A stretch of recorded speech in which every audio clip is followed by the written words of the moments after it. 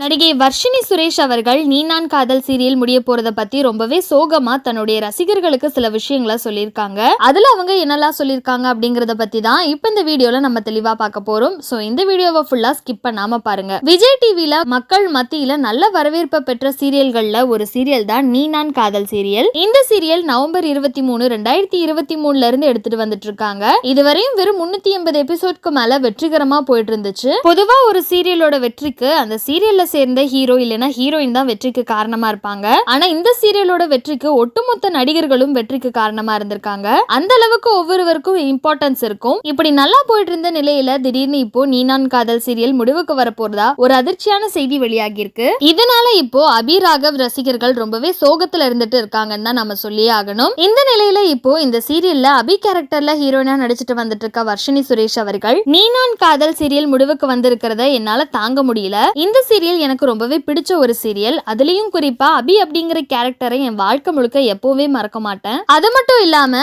அபி ராகவுக்கு நீங்க கொடுத்த சப்போர்ட்டை நான் மறக்கவே மாட்டேன். எங்க சீரியல் பல முறை டைம் சேஞ்ச் பண்ணாலும் அதை பத்தி கவலைப்படாம எங்க சீரியலுக்கு இப்போ வரைக்கும் சப்போர்ட் பண்ற அத்தனை ரசிகர்களுக்கும் ரொம்பவே நன்றி. நான் நடிச்ச முதல் சீரியலையே எனக்கு இவ்வளவு பெரிய ஃபேன் ஃபாலோயிங் கிடைக்கும்னு நான் கனவுல கூட நினைச்சு பார்க்கல. அந்த அளவுக்கு இந்த அபி கேரக்டர் இளைஞர்கள் மத்தியில மிகப்பெரிய அன்பை உருவாக்கி கொடுத்திருக்குன்னு தான் நான் சொல்லியே ஆகணும். சீரியல் இப்போ அவசரமா முடிவுக்கு கொண்டு வர காரணம் அடுத்தடுத்து பல புது சீரியல்கள் லான்ச் பண்ண போறாங்க. அதனாலதான் இப்படி ஒரு முடிவு எடுத்திருக்காங்க. இருந்தாலும் ஒரு 500 எபிசோட் போயிருந்தா நல்லா இருந்திருக்கும். அது நடக்காம போனதுதான் ரொம்பவே கஷ்டமா இருக்கு. மேலும் இன்னும் ஒரு சில எபிசோடோட இந்த சீரியல் முடிவுக்கு வரது கஷ்டமா இருந்தாலும் எனக்கு அடுத்த ப்ராஜெக்ட்ல எதுவும் வாய்ப்பு கிடைச்சா கண்டிப்பா உங்களை வந்து என்டர்டெயின் பண்றேன் அப்படின்னு சொல்லி முடிச்சிருக்காங்க.